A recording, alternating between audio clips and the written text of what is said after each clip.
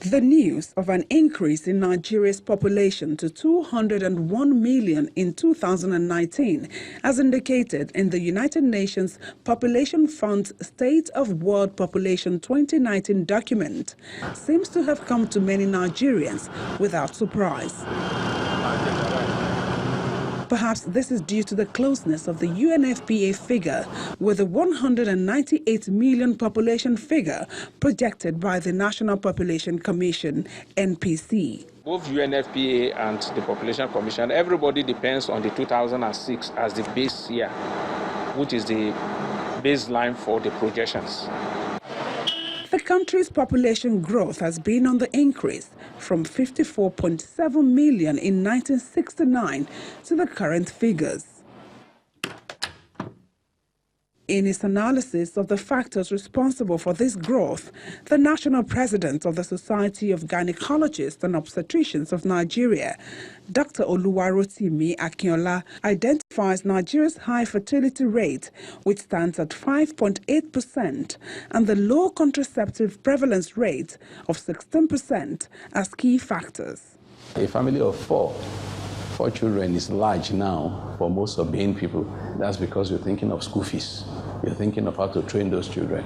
But when your gate man is going to have 6 children or 7 children, while the master of the house is going to cope with only 2. Unfortunately, the contraceptive, that family planning acceptance, that contraceptive prevalence rate in Nigeria is very, very low. The truth really is that it is mandatory now that we must really revisit the issue of family planning. Nigeria has been described as the most populous country in the African continent. Ideally, large population is seen as a positive factor in development. But what impact does the country's population growth have on its economy? We're growing somewhere between 2 and 3%.